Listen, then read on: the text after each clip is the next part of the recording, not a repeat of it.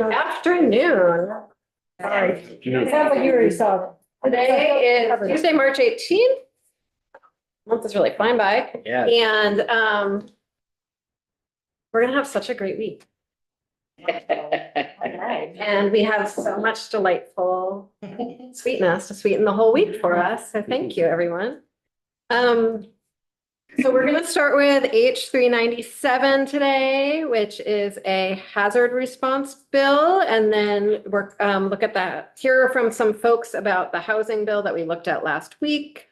And then wrap up with the yield bill. That's sort of gonna follow a similar pattern for the rest of the week where we're gonna pick up as many bills as we can fit in and then spend some time on the yield. The H 397 at Tucker, you're welcome to join us. You might want to join the Zoom so you can share your screen with us. Oh, good, I didn't spare computer for a second, got worried. And Tucker has some amendments that I asked him to draw up to essentially take other flood response items from GovRec that were tax related and put them in this bill.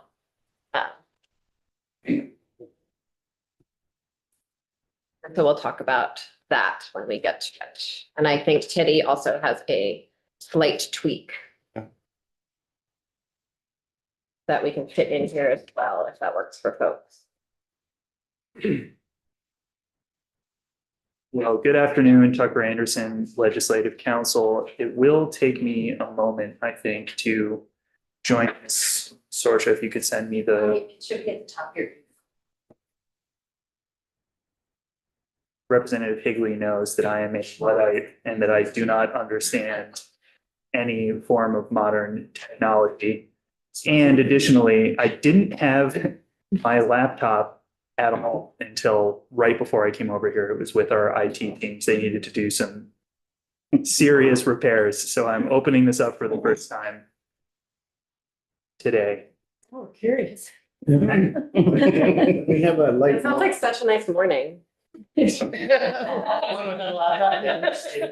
made it complicated to be borrowing stationary computers around the building, like hiding in the Senate code room to work this morning. Okay. When we have a light moment, I have a true story about Luddites. Love it. The agenda. Yeah, committee dinner or something, right? That sounds great.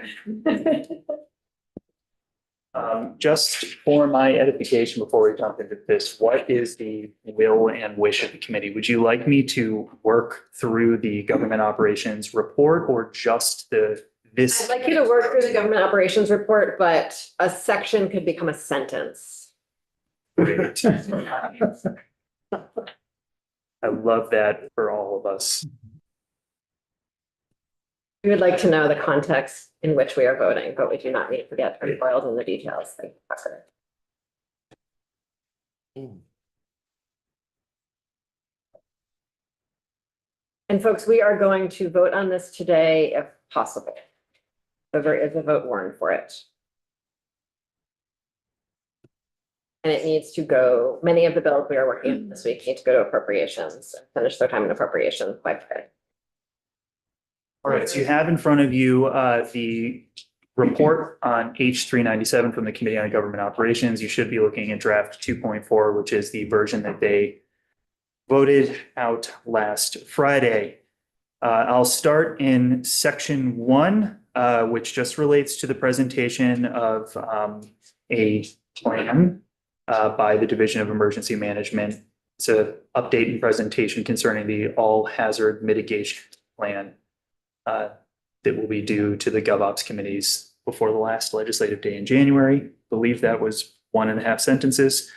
Also, there's a new subdivision here requiring the division to provide assistance to municipalities with the implementation of the statewide emergency plan, which you will find on page 2. Scroll down for all of you.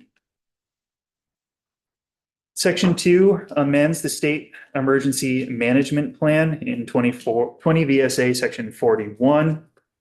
It adds a new subdivision 4, requiring a division to include in that plan a framework for certain municipal planning around emergencies, such as emergency parking plans, making sure that vulnerable populations are checked in on during an emergency, establishing certain emergency notification systems, and providing training and support to staff concerning the implementation of the plan. Section 3 have the establishment of a voluntary buyout program. So I'll do a little bit more than a sentence of detail here around this section because it is part of the committee's focus in the committee's amendment and also the additional proposal to specifically amend this section 3.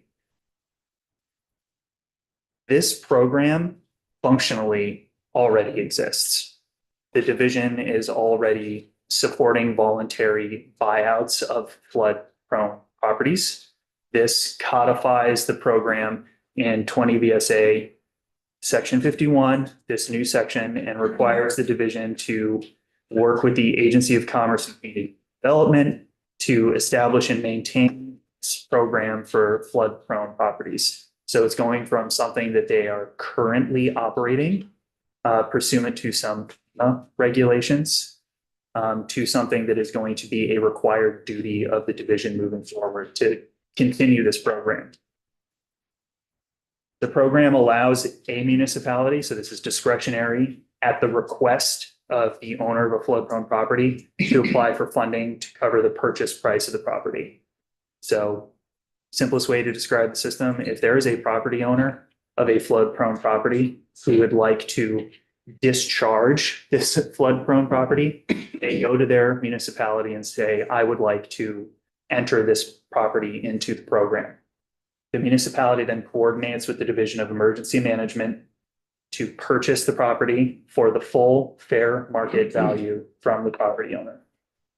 And this is a current requirement in the program, and it is something that GovOps added to this section in their report.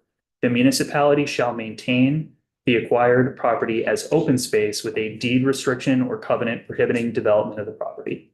That means that in perpetuity, the property is maintained as open space that cannot be developed. This language is added in there because that is a current requirement for the FEMA grant program that supports these buyouts. The FEMA regulations require that the property is maintained as open space, essentially as like flood resilient conserved land. Does the apply for funding imply you're going to apply to FEMA for funding, or is there some other funding mechanism? Here, all of the applications go through the Division of Emergency Management. So that is where the application would go, through this division within the Department of Public Safety. And theoretically, they would have a source for finding this funding? There is that's an important note in the context of the government operations report, the bill is introduced, and even what this committee is proposing the amendment, there's no dedicated state level funding for this program within the Right. context of Right. the current proposal. And we'll talk to JFO about that part. Okay. I mean, I realize the current program, they end up going to FEMA to get the money, but that may or may not exist. Always. I mean, it just doesn't specify where the funding might come from. That is correct. Okay. Tucker, when it refers to the municipality, are we talking the legislative body? Are we talking about the townwide vote? What are we talking? Whenever you're talking about the municipality, it's the corporation itself, but it doesn't go to an annual meeting vote here. This would be the legislative body of the municipality Thank you. would be assisting with this. Flexing your GovOps Yeah, familiarity there. Got a ringer. All right, if we're all prepared, what I'll do for section 4 is actually move over to your proposed amendment, which you will also find on the committee page. Working off of draft 1.1 of the committee's amendment, sections 4 and 5 of the government operations report will be struck in their entirety. And there's a few reasons for that. Sections 4 and 5 of the underlying bill used some outdated versions of the government's recommended budget proposal. So it, Governor. You mean governor, right? yeah, Okay, sorry. it's okay. What did I I think say? you said government. Government. Okay. With this bill, there has been quite a few confusion of those two terms in discussion. At one point, there was, someone said that a report is given to the Council of Governors, and I spent probably 3 hours trying to find where this report was until I discovered that it was sent to the Council of Governments. So. Additionally, there was a section transferring funds to the program from the pilot special fund. And there were a few issues that was trying to navigate. First, money was being sent to the program, but the program in the language that was passed out of the committee wasn't established in a specific location. It was stood up, and you had all of these different officers doing things within the programs, but it didn't exist anywhere. So I drafted it as a transfer instead of an appropriation. Biggest mistake I've ever made. So this removes that appropriation language entirely, sets it aside for later, and brings in cleaned up language establishing the program. So first, section 4 in the committee's amendment amends the pilot special fund section to allow payments to come through the fund for purposes of subchapter 4. That's where the pilot grant payments are located currently, and 4C, which is a new subchapter that is added in the subsequent section. It also strikes a reference to specific payments to the city of Montpelier. And if you would like more information on that, I am certain that the JFO officers in the room can provide plenty of detail and context for that. Section 5 within the committee's amendment stands up the voluntary buyout reimbursement program. Subsection A establishes the program specifically within the Department of Taxes to reimburse municipalities for property taxes assessed for flood-prone properties acquired by a municipality pursuant to the buyout program. And then there's this additional clause at the end that says, or a prior voluntary buyout program operated by the Division of Emergency Management. And that last clause is really just referring to the program as it currently exists because it's not in statute, but all of those properties would still be captured by the property tax reimbursements contemplated here.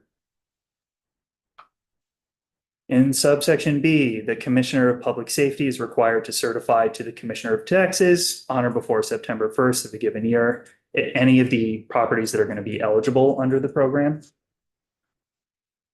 If you go to line 14, eligibility is defined as when a municipality acquired an eligible property on or after July 1st, 2023, and has preserved the property as open space with a deed restriction or covenant prohibiting development. The Commissioner of Public Safety's first certification of the properties will take place on September 1st, 2025, on or before. Upon notification from the Commissioner of Public Safety about the certified properties, the Commissioner of Taxes will then certify payment amounts and make an annual payment to each municipality that has eligible property.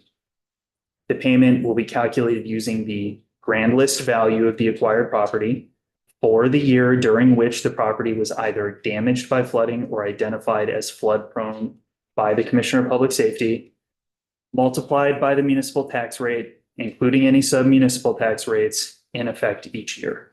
And I don't know if folks remember, but Douglas Farnham did come in and testify about this, what feels like 6 years ago, but I think it was just last month. And this was the language taken from the contract. The payments will be made on January 1st of each year for 5 years. And there are a few timing elements here that if the committee wants to dive into it, we can dive into that. But that is because the pilot grant payments are required to go out first. And I'll look to Chris, but I believe those go out in October of each year. So you have in kind of end of year grant payment, calculation and payment followed with a few months buffer before you have these payments going out. And let's make sure we talk to JFO about that because we're doing lots of things to the pilot fund. And we want to make sure it still does its essential duty for pilot. There are many straws in the milkshake. A property shall not be eligible for reimbursement. Many straws in the milk.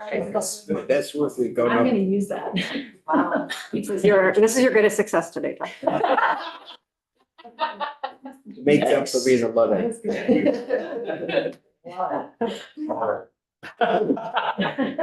Subsection D, this first sentence is critically important to everything that comes after in the subsection. Properties are only eligible for payments for a period of 10 years. That is expressly stated in the first sentence so that some of the following sentence makes a little bit more sense. And we understand that this is not something that is going to exist in perpetuity. So the commissioner shall make an annual payment for the full amount calculated under subsection C. So the preceding subsection with the municipal rates, the sub-municipal rates, all of that, full payment for 5 years. That is the term for full payment.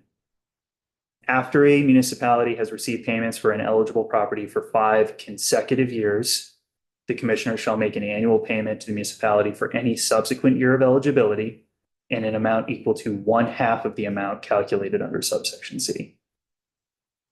So a few triggers here. You have a 5-year full payment maximum term. And then for any subsequent year of eligibility after that, you're only eligible for 1/2 of the amount calculated under subsection C.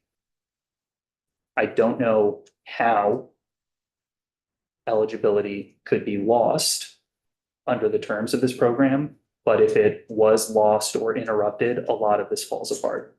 That's because it requires 5 consecutive years of full payments before you get to the second 5-year term, right? And then that second point there just says that for any subsequent year of eligibility, you have those 1/2 payments. This is different from what was in the GovRec, specifically because the GovRec language and then the explanation for what that subsection is doing, there was conflict in the terms that were being used.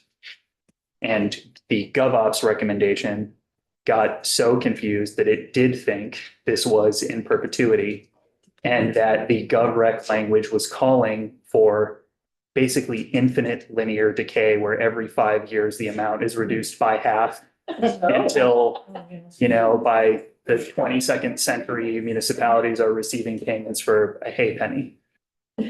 That was not the intent. Thank you for fixing it. I had to fix myself, just to be clear. In subsection E, payment shall be calculated and issued from the pilot special fund only after all other grants under chapter 123, subchapter 4, and those are the pilot payment grants, are calculated and issued.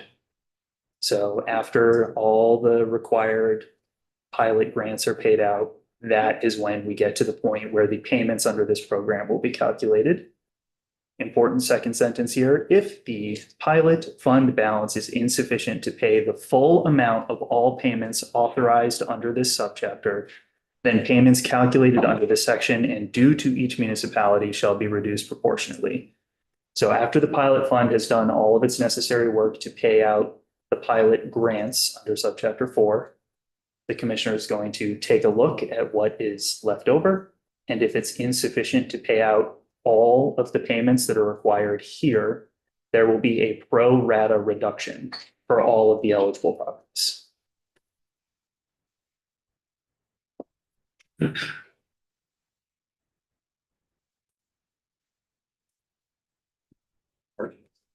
Yeah.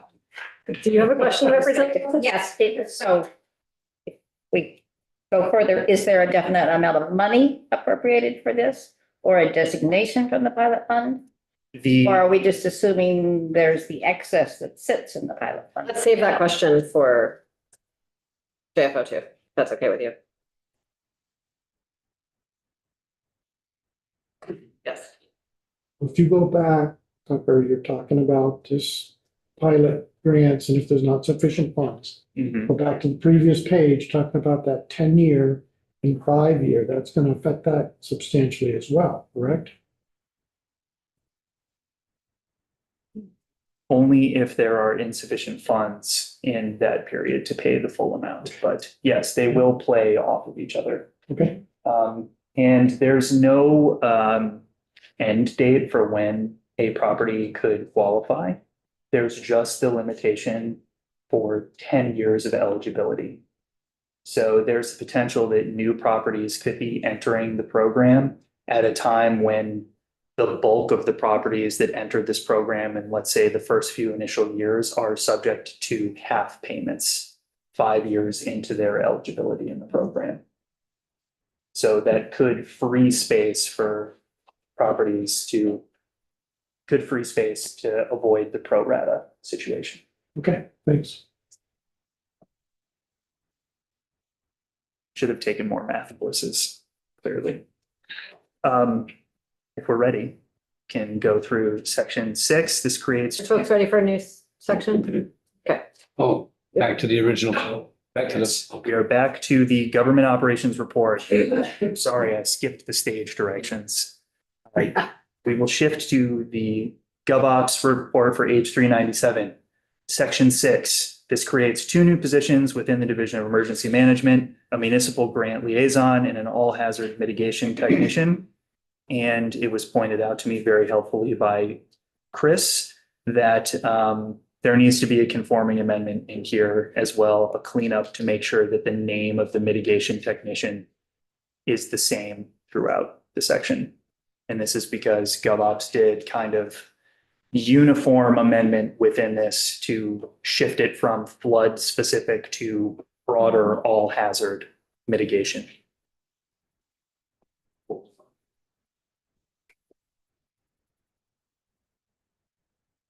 Are we ready for section 7? Indeed, thank you. Okay, we are on page 7 of the GovOps report now.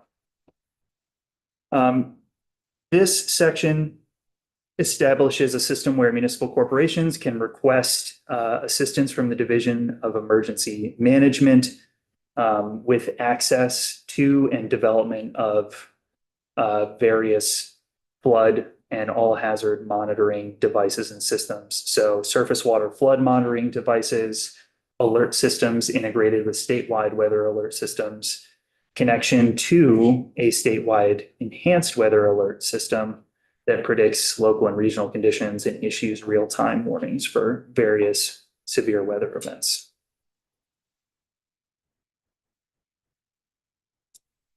We're ready for section 8 on line 18.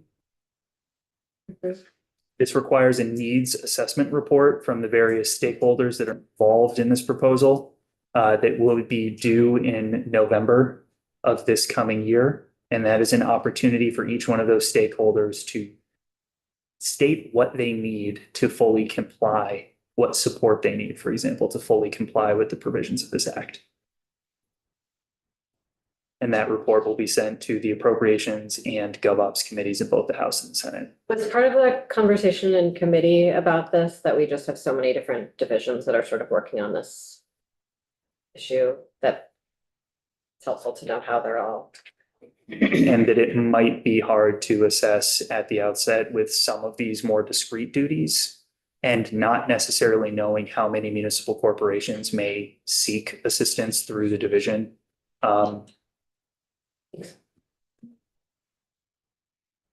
Thank you for letting me trail off. Section 9, if we're ready, this establishes the Vermont Community Radio Grant Program. And if this is also a 1-sentence section, the 1 sentence is this establishes grants for community radio stations. They have to meet certain requirements, including being able to broadcast emergency notifications. Would the committee like a deeper dive on this section? are there existing community radio stations? Yes, but the bill also contemplates that I believe up to 3 proposed community radio stations could also receive grants and support. Let me take a look. It's in the, wherever there's a dollar sign, it's gonna be in there. Out of 10. So there was an ice cream social, Representative Canfield, that the radio stations held. And I met quite a number of them around the state at the ice cream social. How about that? There's one tonight.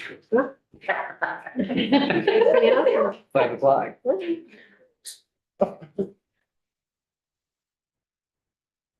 Yes, Representative Coppin. Is there a definition of where, or a description of where the funding might come from for this grant program? There is an appropriation at the end of. Oh, okay. And There was several. Okay. tell you $205,000. Okay.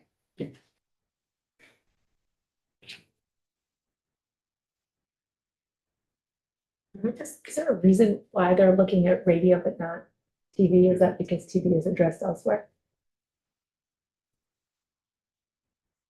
I cannot provide any insight as to the policy focus. I believe Representative Wozniak spent a lot of time sitting in the DevOps committee near this bill and might have some insight. In flooding areas where they lost the cable lines or the cell phone towers, community radios were like stepped in to. And there was a specific ask, I believe, from the community radio folks also lost some federal funding.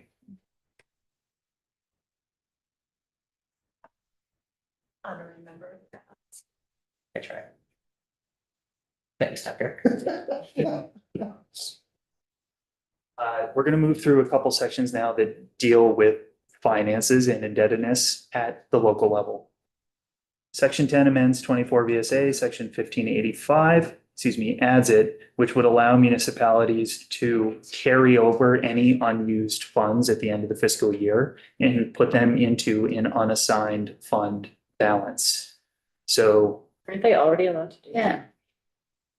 Sorry, you were probably about to say that, Tucker. Sorry, I interrupted.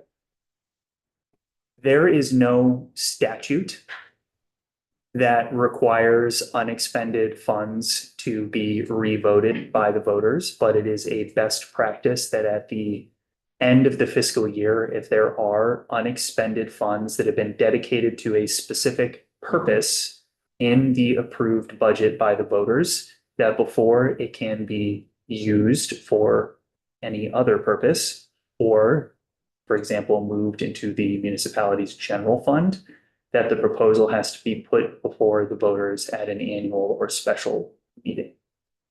So to avoid having to do that and having to do with any of the legal complexity implied, this would give express authority to municipalities to use any unexpended funds, shift it into an unassigned fund balance.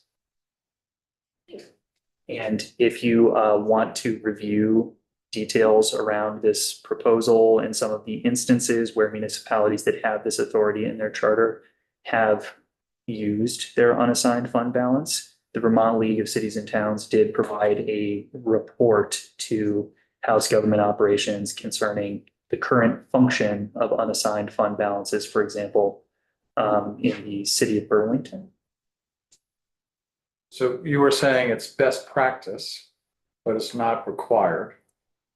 There is no statute that would prohibit carryover of funds. Got it. The legal issue that comes up is that the voters have given express authority for the use of the approved budget for a specific purpose. Yeah. And if there's extra money left over, it is tied to whatever that underlying purpose is. So Got it. the folks who work in this area advise municipalities that if there's going to be a shift in the purpose, it needs to be revoted. You called them into being. Yeah, it's like, it's I only interesting. said Never VLCT happened. once, it's not like Beetlejuice. It's interesting. It's not best practice, not legally required, but politically wise to do it as well, or foolish not to. I will again stated, is not required under. Yes. So did you name, Council I doesn't. missed it, Legal advice. I missed it. Did you name the fund that it was going to go to? Is it for disaster relief? Municipal disaster relief fund or? That is not specified in this proposed new section 1585.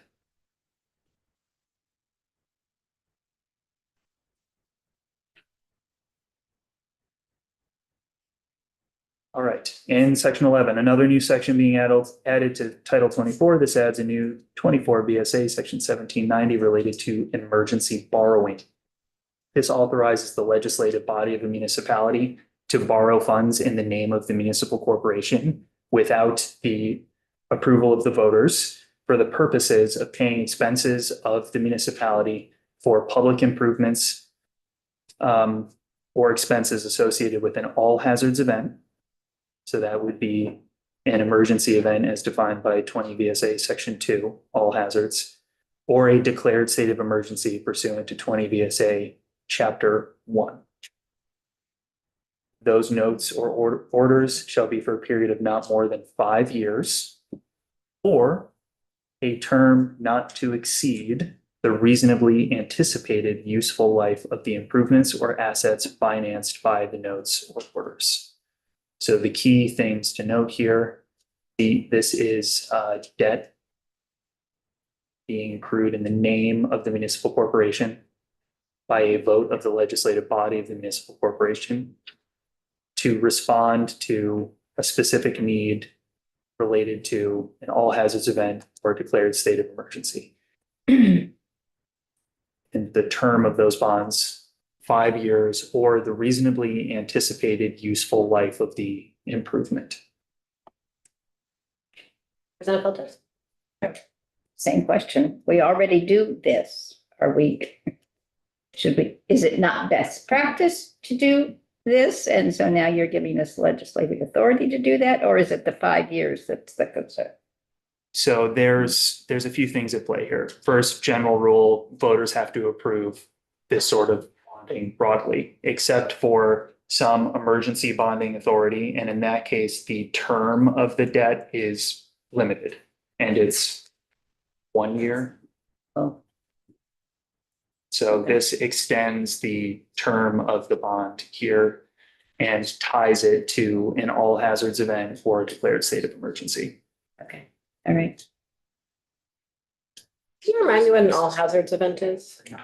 It's a fairly wide definition. It covers all sorts of, I'll say, disasters and states of emergency, everything from weather events to critical health events like COVID, to radiological emergencies. Chemical spills are called out in the definition. Qualify.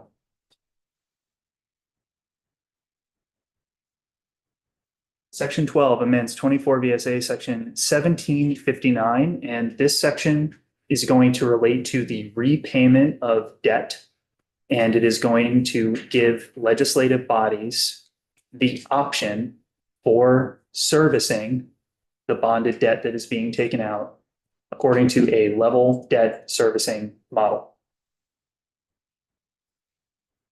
You will, I believe, hear in the presentation of the fiscal note about how this impacts bonds broadly, including in TIF districts.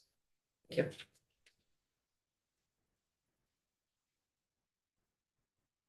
Section 13. This amends emergency powers of the governor during a declared state of emergency or in response to an all hazards event, allowing for the issuance of a permit to draw down a dam. We are now shifting back to the Ways and Means Amendment because there are some new sections that are being added before we get to the appropriations. I do have a question about that, section 9. Is there any check on the governor's power? Section On 9, page 13 to 14. The dam. the dams. The dams. Yes, 20 VSA, Section 9, Section 13 of the bill. I don't mean this particular governor, I mean any governor. As established here, this is only triggered during an all hazards event in a declared state of emergency. The only other check within those circumstances that you're dealing with here is the requirement to consult with the Secretary of Natural Resources. How does the governor declare a state of emergency? There is a procedure set out in 20 VSA Chapter 1 that I would be happy to send you many legislative council detailed memos and letters about if you would like to do a deep dive on the procedure for declaring the state of emergency and what the included powers in Title 20 are, because we lived through a prolonged state of emergency. Yeah, that's right. I think so. I see Canada mentioned in here also, but. They got Canada. Existing language. In or directed upon the United States or Canada. So, Because of our dams? Fighter for that. yeah. So the preceding subdivision 11 was in the bill as introduced to provide some context around the types of dams that we have and the existing authority to do something similar, issue temporary permits with respect to hydroelectric generation Thank you. facilities. I want us to make sure that we have some time for JFO who needs. Yes. Yes, I know. thank you. Time is running short. I'll try this faster. The Ways and Means Amendment in Section 13A, very simple to explain. It changes the share of pilot payments that go to the municipality versus going to the pilot special fund. So local option taxes under current law, the proceeds after the per return deduction get split 70-30, 70 to the municipality, 30 to the pilot special fund. This would shift that to a 75-25 split. And to explain the different subsections here, there's the split on the payment, but there's also the split on who has to pay the per return fee. So it's a 5% shift in both the payments from the fund, but also in the, what is it, $6? Yeah, $5.96 per return fee. We love to be consistent. In Section 13B, and I think you may have already seen this language in the past, this is amending 2024 Act number 82, Section 1, which was further amended by 2024 Act 108, Section 3, related to the reimbursement to municipalities of state education property taxes that were abated due to flooding. So abatement. Folks, this was in budget adjustment. Right. We just don't want to lose it. Yes. And the amendment here is extending the date out from 2024 to November 2025. And conforming amendments throughout the section. The GovOps report, I'll quickly flag in Section 14, has 3 appropriations. If you flip back with me, $275,000 to support the 2 positions within the Division of Emergency Management, $950,000 for the Urban Search and Rescue Team within the division, $205,000 for the Vermont Community Radio Grant Program that we quickly covered. There's an appropriation of $275,000 to ANR for the purposes of procuring a fire apparatus that is a fire truck. The effective dates are amended by the Ways and Means proposal. If you go back to that document in Section 15, the effective date section takes effect on passage. And that is because the flooding abatement reimbursement program is a retroactive effective date that goes back to November 15th, 2024. You assumed didn't want to wait until July 1st for that retroactivity to take Thank you very effect. much. July 1st, 2025 is for the rest of the bill. Thank you very much. Thank you. Can you hang out with us? Appreciate it. Would you like to join us? Ben? Sure. Thank you.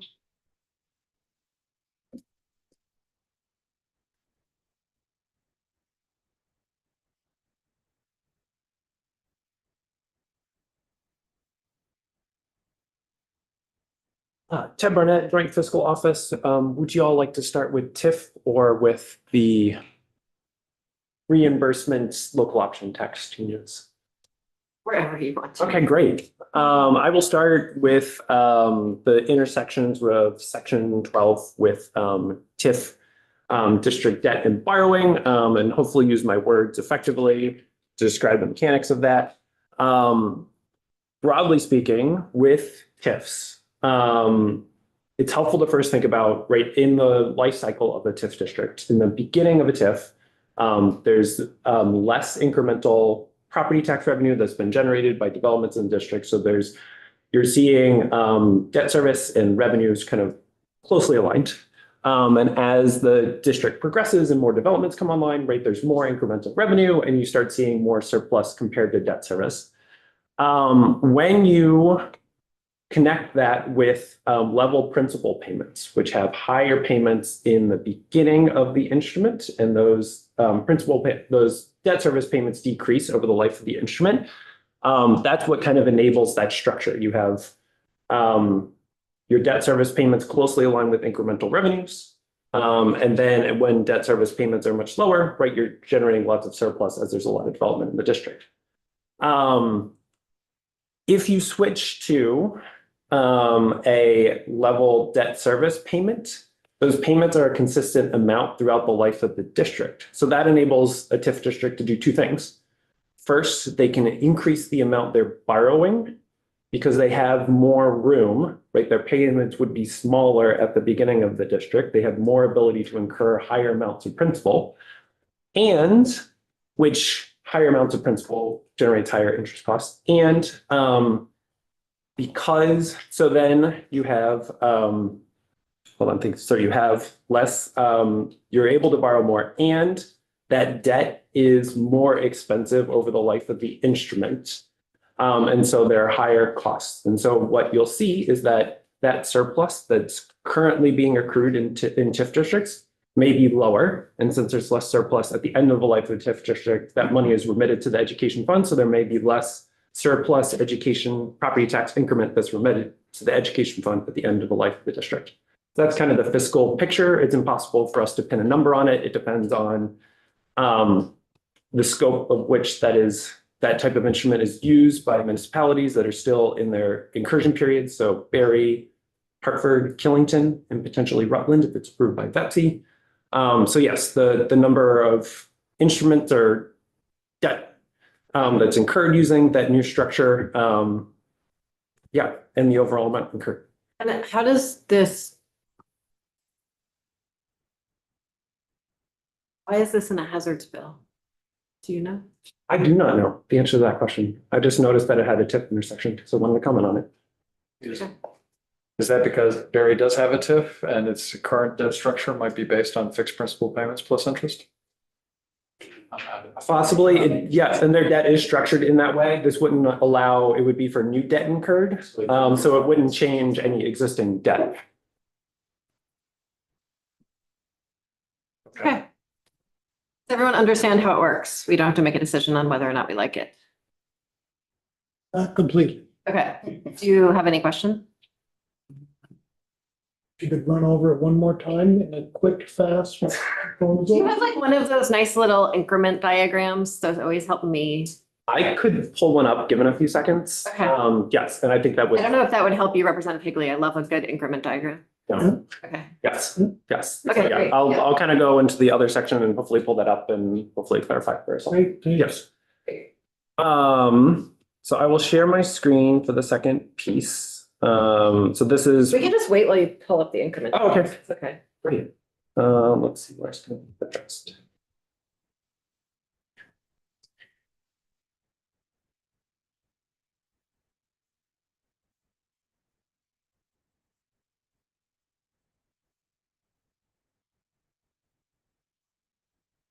While we're waiting for Ted to do that, I could just say that it's never been the mechanics, the TIP program that bother me. I understand how they work and I see how they make money and help everybody. The only thing that bothers me, and in my mind, this is a big thing, is that the money comes out of the ed fund. That's the thing that I really wish we had another source. I believe we're gonna have an opportunity to spend a lot of time talking about this in the next few weeks. Excellent. Yes. I look forward to that. Mhm. Yes. I love it when Representative Brannigan says that I think. Okay. So here's our friendly increment diagram. We're showing kind of the progression of taxable value increase over the life of a TIF district. This is from the website of VEPSI's website. And I like this diagram. And it shows, right, as I was describing, right, very close to when a TIF district is created. There's relatively less increase in taxable revenue. There's relatively less in incremental property tax. And so when you have level principal payments, debt service payments are higher at the beginning of the instrument, and those are limited by your increase in increment you have at the beginning of the district to pay for that debt service. So it effectively limits the amount of principal you can incur. As you go later in the district, right, the district is at full maturity. It has a far larger increase in taxable value due to development. And in many cases, if not all cases, districts towards the end of their district are generating surplus between their debt service, which is the payments have decreased due to level principal, and the amount of revenue that they're getting from incremental property taxes. Changing to the same level debt service payments mean that payments are going to be higher towards the end of the district, and districts can incur more with higher interest costs. So they're effectively eating into that surplus at the end of the life of a district. And so less revenue that sits in the TIF fund that would be remitted to the education fund, there would be less available to do that if you were to change in the structure potentially. And that's assuming that, TIF districts going forward incur debt in this manner. Depends on the size they incur. It depends on their financing plans, but generally speaking, wanted to alert the committee to this possible intersection with the language. And if it gets a little bit too complicated, we can pull this out of here and put it in the TIF bill after crossover and spend time on it then when we're doing lots of thinking about TIFs and diffs and such. Okay. Thanks. Let's go to the other sections. Sure. And so I'm going to first, if this is fine by the committee, I'm first going to comment on the interaction between the voluntary buyout reimbursement program and the change in local option tax allocations that are proposed in the House Ways and Means Amendment. Spent a little time both estimating what local option tax revenue might look like in fiscal year 26, so incorporating increases in sales and use tax, meals and rooms tax that are in the consensus revenue forecast, and incorporating the new municipalities that have adopted local option taxes. Also, fun aside, in Royalton and Town Meeting Day, there was a tie in their to do a local option tax and meals and rooms tax, so everyone vote, it's important. The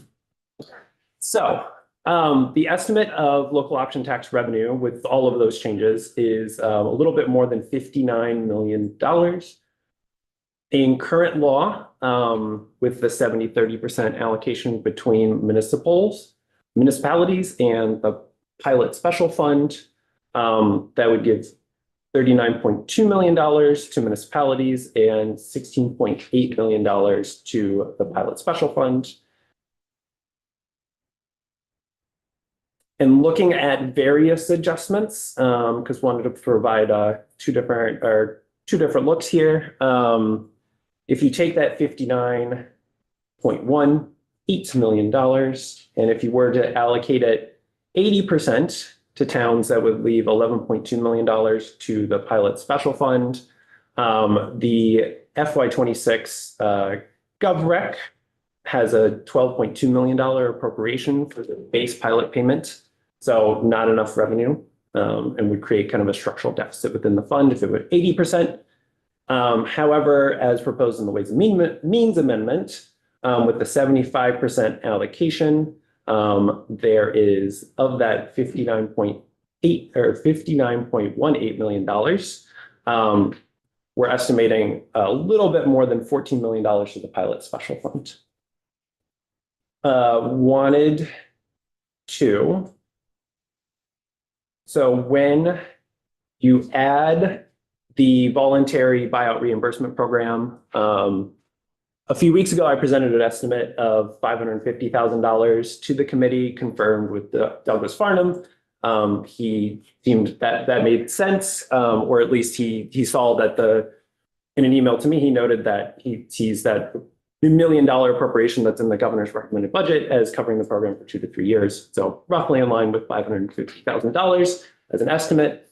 So if you add the approximate cost of $550,000 for the voluntary buyout program to the base pilot appropriation of $12.2 million, plus the payment for correctional facilities that is in the budget, total expenses we're forecasting with all of this together is about $13 million for the pilot special fund in fiscal year 26 against an estimated revenue of $14 million. So just wanted to confirm that with all those changes, the math squares out, and it does. And in the current construct of the bill, if there's insufficient funds to pay all the pilot at 100% of what the pilot is, then it gets reduced from the municipal reimbursement program. So there is that guardrail as well. Exactly. And so the amendment that we have is the 75. Exactly. The amendment you have is 75. But isn't there a concern that there's an excess in the pilot fund that is not being used? And we had another bill on the wall, I think, to return money. Are we contemplating leaving the pilot as is? I think what we're contemplating with the amendment that we have from this committee is to change the ratio so that the towns will get more of the fund. So it will not be collecting a large excess in the future. I see. And to fund a little bit, turn a little bit of it back over to the towns in the form of flood relief. And it's possible that we haven't quite gotten the ratio right here and we might collect a little bit of surplus in the future, but given what feels like the coming instability in the economy, I think maybe better to make sure that the pilot is fully funded and checking back again in a couple of years.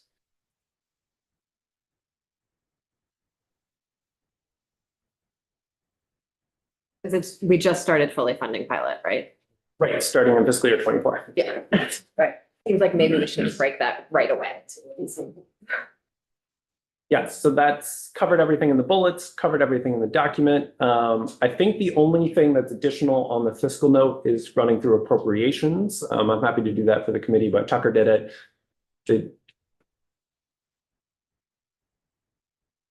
That information is provided We're talking about, is it $1.7 million? in appropriations. Right. Yep. Any other questions? Representative Feltus, did you have other appropriations questions that have not been covered? No, I was wondering where the appropriations are going to come from, but back out, yes. Awkward, isn't it? It's hard to not be the last stop and see all the things. It's really like a very tense situation. Wonder about the cost of some of those items that are being suggested, but that's for somebody else to worry. Sometimes I just want to tidy it all, but it's also not our job. Yes. Okay. I see that we're seeing a great changing of the guard. We're not actually done with the bill yet. So, does anyone have any other questions?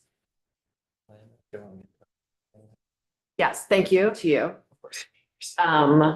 Teddy also has an amendment that Tucker, if you don't mind sharing with us. Up there. I'm sorry, I didn't do it before. I should have just, yeah. I just forgot about it and Teddy didn't remind me. So I'm gonna blame Teddy for you having to go back and forth. Most of what's wrong with Tucker's life is my fault. It's under your name, Jen. Yes, yeah, on the committee page, yeah. While I'm pulling this up, I can give the committee a very straightforward, fast description of what the amendment does. If you look at section 3 in the voluntary buyout program administered by the Division of Emergency Management, it strikes the last sentence. And that is the sentence that requires that when the municipalities acquire the property, that they record effectively a restrictive covenant on development. It eliminates that requirement altogether. There's a risk associated with this, and then there's an impact later on eligibility for reimbursement under the reimbursement program as you structured it. So first, the risk. Without those restrictive covenants recorded for essentially open space in perpetuity, you're losing the guarantee under the current FEMA regs that you get FEMA funding for the program. So that's the risk.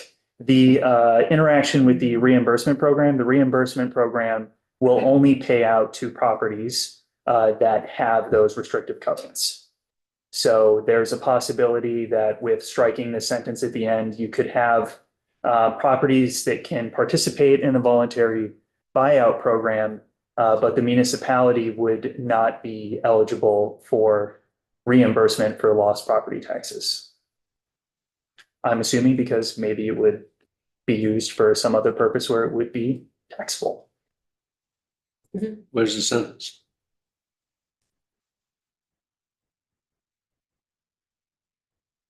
It is posted under Teddy's name, I think, on our page.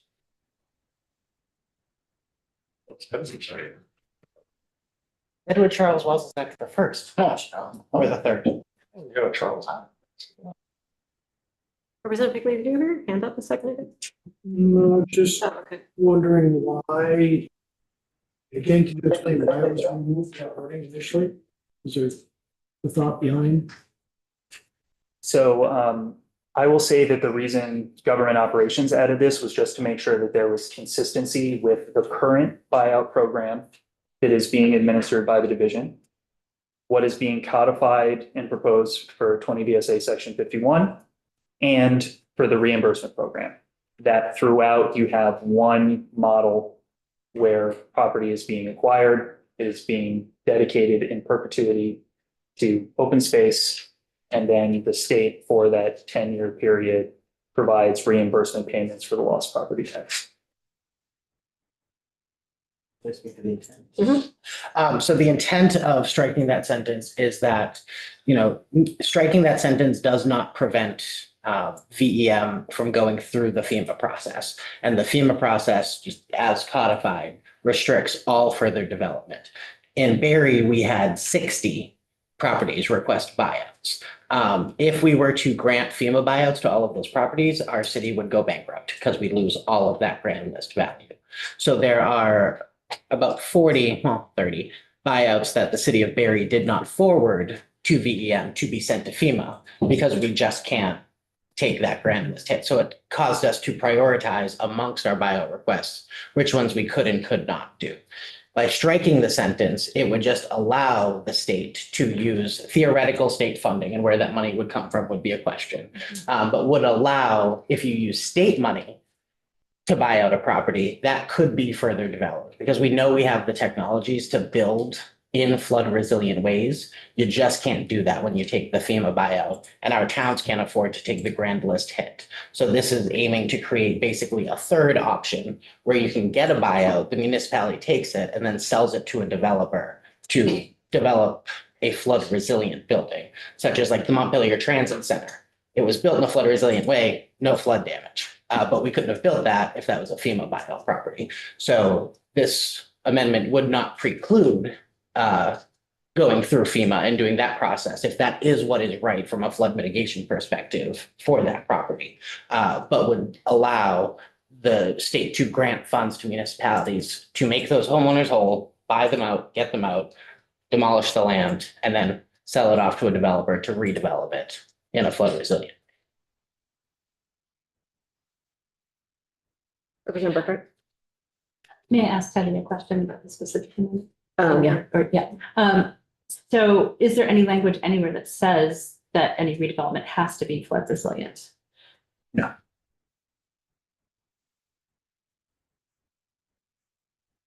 Representative Holcomb? If you could run that by me again, because when I look at it, it says it's maintained with the deed restriction or covenant. How do we know that is in perpetuity? Well, That sentence is being struck. Removing that. Okay, striking, okay, I see what you're saying. Oh, yeah, yes, Yeah, yeah. Okay. That's the sentence, Okay, that's up there. Oh, would be striking, cut okay, got from- it, yeah, okay. Folks, Representative Feltes. Okay, but that does not preclude a community from deciding they do want to go the FEMA route Not at all. and putting this covenant in so that they do get FEMA money for it to do that. And then would also be eligible for the grand list support over the 5 years and 10 years. Yep. But if it Yes, were it- developed, yes, they okay. wouldn't be getting the grand list of support over Yes, the next yeah. 10 years. Yes, exactly so, because in that logic, they could get more grand list value back by building. Right, building something else. Yes, right, and they wouldn't be eligible for that reimbursement because it doesn't have that deed restriction on there. Okay, gotcha. Folks, I am aware of the time. We need to wrap up this bill and we need to vote it out fairly soon. I don't think we can do that now. And I think we're gonna need to do some streamlining of efforts in order to finish things. So I am recommending that we can vote on this first thing tomorrow morning. Right now, where things are sitting for me and sort of the morass of decisions still needing to be made. The TIF piece feels like it requires more testimony. I would rather deal with it in the TIF bill that's gonna come to us. Representative Wozniak, I like your amendment and I feel like it needs some messing with. And so that also feels like maybe that would be better done in the other body. But if it can get resolved by tomorrow morning, great. And is there anything else that anyone's thinking about for next steps here? Yes. You still need to hear from JFO. We heard from Oh, JFO. Ted. We heard from Ted. We just got Tucker back again because we're doing things in a circular way to make everyone's life harder. We still want to change the title of the voluntary buyout reimbursement program to something that says it's not a buyout program for the reimbursement of the grand list. So I'll offer something tomorrow. Okay, there's some language that we need to be very careful to stay away from there, so let's talk about that. Yep. Okay, thank you, Tucker, very much. You're welcome.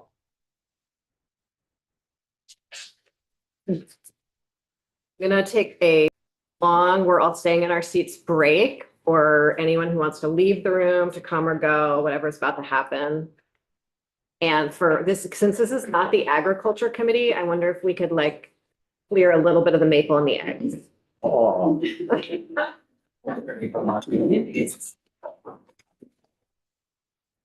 been fun. I'm sitting in my seat, I guess. Okay. Okay.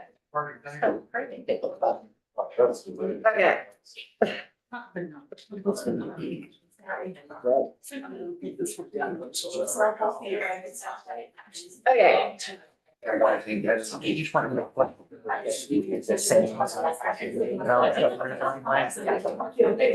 think you'll really lower people's. Even, but now I'm dead again. Okay, that was a fun stretch break. Thank you, everyone. We are going to go to H 479.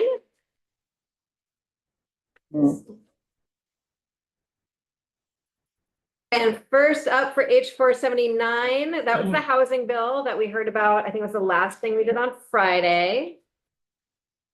And there was a piece in it about VHFA tax credits, which was a nice reminder that we actually have not talked about VHFA tax credits yet in this committee, and folks should probably understand how they work, because they're a fun way that tax expenditures create opportunities for community development and such. So Maura Collins is joining us here from VHFA. Welcome. Right on cue. Thank you for joining us. I wasn't sure if you were hearing from me or joint fiscal first. Should I launch right in? I think you would be great, Maura. Thank you. Okay, thank you. Hi, I'm Maura Collins. I'm the executive director of the Vermont Housing Finance Agency. I apologize I'm not there in person. I feel like I live in that building, but today's schedule didn't allow for it. I will be in the building on Thursday though, so if there are questions or people want to talk more about any of this, I will be available to you. I am going to share my screen with some slides that Saoirse already has. And so these are, I believe, up on your committee's webpage. Saying I'm from the Vermont Housing Finance Agency, VHFA, probably doesn't clear up a whole lot for anyone, but we are a 50-year-old quasi-state organization that was created by the legislature, and our mission is to finance and promote affordable, safe, and decent housing opportunities for low and moderate income Vermonters. So we run a whole lot of housing programs. We have mortgage programs predominantly, but not exclusively, for first-time homebuyers. We also give out loans and federal and state tax credits for the creation of affordable rental housing. We have a housing data website and a strong data division that you probably have heard some of our numbers from the housing needs assessment that came out last year, calling for tens of thousands of homes to be created in the coming few years. And we do a lot of compliance monitoring and great work across the state. So the state has several state housing tax credits. This program was created actually in the year 2000. It was created after watching about 20 years of federal tax credits do great work in creating affordable rental housing. And then later it was expanded to allow for the construction and creation of affordable homeownership homes. And it was in 2015 that the state created or allowed VHFA to sell tax credits, predominantly to banks, but insurance companies also could buy these. And when selling these tax credits, VHFA could use the proceeds that we get from the sale of those credits to fund down payment assistance, which I call DPA, and I'm probably going to use that acronym a lot. DPA is very important because when this was created in 2014, it was kind of designed in 2013. Down payment was the predominant need that people had and what the primary barrier was to buying a home in the state. Now we know that the needs are even greater than that there's a need for down payment assistance, but there's also a need for the housing stock and the homes to be available in the community. They're also, with higher interest rates, there's just a lot of pressures making housing unaffordable. But VHFA has had a mortgage lending program since 1974. And you can see at the top of this slide some of the benefits you get if you get a VHFA loan. Now, VHFA's offices, where I'm sitting today, is in Burlington, but we serve the state. You probably have noticed, though, we don't have retail offices in your district, and that's because you don't come to VHFA for a mortgage. You go to any one of our participating lenders, and every single community bank, credit union, and mortgage company in the state are welcome to be participating lenders. The broad majority of them are. There's a handful that have chosen not to offer our programs, but most of the major lenders in the state are our sales force. And so how it works is if I'm a borrower and I show up at a mortgage loan officer's office and I say, I want to buy a home and this is my income and this is the kind of home I want, they would likely say, oh, you are within the income guidelines, or the home you're trying to buy is within the limits of VHFA, and you could get a VHFA loan. And you work with that participating lender through the process. And it's really only later on the backside that that lender and VHFA transfer the money and do what needs to be done so that that becomes a VHFA loan. And the benefits to the borrowers are that they would typically get a lower interest rate than they could otherwise get. They also could get up to $10,000 in a down payment assistance loan, which is what I'm going to be talking about today. In the last 3 years since the pandemic, thanks to 3 different appropriations of $1 million each that the legislature has given to VHFA, if they were not only a first-time home buyer, but they also were a first-generation buyer, meaning that their parents didn't own a home, then they could get a grant of up to $15,000 to buy their home as well. And so you can layer those onto each other. You could get a $10,000 loan for your down payment, and you could get $15,000 for a total of $25,000 that's possible. Also, the benefits of being a VHFA borrower is that you pay a lower property transfer tax. And you can see last year some stats here about who we served. We did about $82 million of mortgage business. Just over half of our borrowers got some kind of DPA assistance. 90% of our borrowers were first timers, and the median income was $78,000, and they usually buy a fairly modest home priced around $230,000 or $260,000. So as I said, the down payment assistance program was created in 2015. When we first imagined it, we imagined it as that we would give them a $5,000 of assistance. And yet you can see the median home price from that time, at that time, was $193,000. It's gone up to well over $300,000.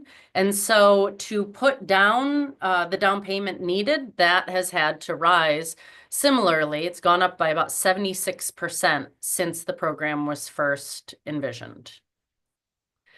And over the years, because the amount that people need for down payment assistance has gone up, and it's gone up by 76%, we too have increased the amount that we will lend out to people. It started at $5,000, as you can see here, and for the first 3 or 4 years, we gave out $5,000, although the average amount we gave out was slightly less because not everyone needed the full amount.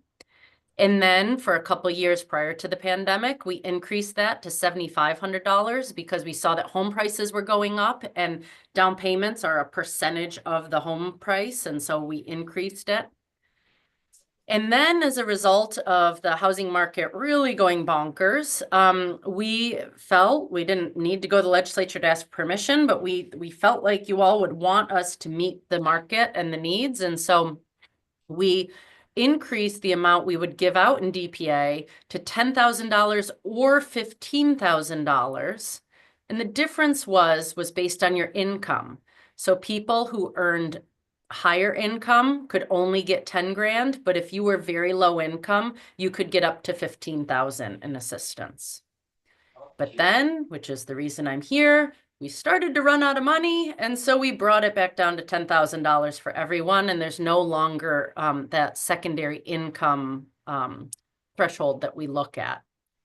And so you can see here that of the outstanding loans that we have, a lot of them were in that original $5,000 amount that we first gave out. There aren't a ton outstanding at $7,500, and there's definitely about a quarter of them are at the higher amounts that we're giving out today. Maurel, we have a question. Thank you. Do you have different, anything different for what qualifies you for different things and the amounts that you give out based upon the cost of living in the county where the person is buying the property? No, we don't. because we have worked with lenders and it's very clear that having one standard across the state is very much what the lenders want to see and have happen. And so VHFA, our programs have different income limits and purchase price limits by county. But for the DPA program, one standard tool has been what we've always gone with to try. You'd be amazed at how quickly both consumers and lenders can get confused by different program terms. And it seemed easiest and everyone followed along best if we tried to standardize the down payment assistance. But looking at what I believe what you're getting at is one of the many things we're considering if we're not able to, if the language in the bill in front of you does not pass, we are looking at geographically targeting this assistance to probably more rural, underserved areas as a way of controlling the cost of this program. Because as I'm about to explain in a minute, we are running low on funds and we may have to look at, I'm going to explain a couple different changes we're considering as a way of managing our costs if we aren't able to extend the this tax credit to raise more money. Thank you for answering the question. Thanks, Maureen. The we call these assist loans because everything needs a marketing term, but this is a down payment assistance loan. It's a 0% deferred loan. The borrower is making no payments, has to be used for down payment or closing costs. And so since they're making no payments on this, we only get repaid the amount we've loaned out when that home has been refinanced or the mortgage was paid off or the home sold. And so VHFA only does purchase mortgages. We don't do rehab loans or home equity loans or anything like that. And we don't do refinances. So anyone who refis is essentially paying off their VHFA loan. And at that point, they're paying back their down payment assistance. This statute and the legislature decided and put in statute that this only goes to first-time home buyers. And VHFA put an additional limitation on this and said that we want to know that the borrowers have to have no more than $30,000 in the bank as liquid assets. And that includes their down payment their down payment. So essentially, if they're putting, I'm going to say $10,000 or $15,000 down to purchase this home, then they would only have $20,000 or $15,000 left in assets once they move into that house. The reason we allow people to have, one may say, so much in assets is because we know that for too many people, inevitably, they buy a home and then either the refrigerator isn't working or the boiler breaks or something happens. And we find that we are not setting people up for success if they don't have cash available to them in savings to weather the realities of homeownership. And so we want people to have some assets, but we don't want them to have so much that they're using government supported programs and not their own assets. So having an asset limit means that we make sure that we are targeting this to people who need it most. As I've mentioned before, you have to have a VHFA loan to get this assistance, and it can be combined with other programs. If I were to click this link, which I'm not going to, you could look up you could scroll down through all the towns and see how many people have been assisted. You can see that since the program began, we've served about 2,000 households with fair geographic distribution. And I encourage you to go to this link at some point and look up your town and see who we've helped. I also can tell you that we've been tracking the employers of the borrowers. And you can see here that predominantly the biggest employer we've helped are people buying homes who work for the state of Vermont. And you can see here the list of businesses that have been helped because their employees have been able to buy a home and therefore put down roots in Vermont. The average customer who gets this benefit, you can see that we do help people both with and without down payment assistance. And so if you're comparing our own borrowers, you can see that Those who are getting down payment assistance in the center column here, their homes are they're appraising for a lower amount and they're buying them for cheaper, $220,000 as opposed to $300,000. Therefore, the mortgages are less and the incomes of people buying these homes are less, meaning that people getting down payment assistance are more in need. They have a higher loan to value, which means they're borrowing more and able to put down less money. Their closing costs are somewhat cheaper and their credit scores are lower and they're younger and slightly higher household size. We have been serving racial diversity in these ways. You can see that we have more information on people with down payment assistance. You can tell the difference here. The white households are about the same, but we have more Black, Indigenous, and people of color who we're serving through our DPA program. And the difference is that we don't always get this data on all of our loans, but a lot of people who are using our down payment assistance are also using our first generation grant money, which I'm going to be talking about in a couple minutes. And with that, we do push harder to get racial information from folks. Yeah, and thank you. We have a question more, but I also want to make sure that we have a moment for you to explain how you actually use the tax credits in order to raise this money. Odie? Thank you. How does the, your desire to reach, more racial diversity square with the idea that you won't be giving out loans in Chittenden County in the future? Is the idea you might cut back on that because of, well, not enough funds? Not well, which is why I'm here asking if we could please extend this tax credit. And then the second thing I'm going to be asking for is to use the tax credit as a way of funding the first generation homebuyer program. Because I'd like to be able to continue to serve the households we've been serving, but I need the sale of tax credits in order to do that. But can I ask one follow-up then? So the first gen, would that be also in Chittenden County? Yes, we have served people in Chittenden County. I'll be showing information about who we've helped with first gen in a minute.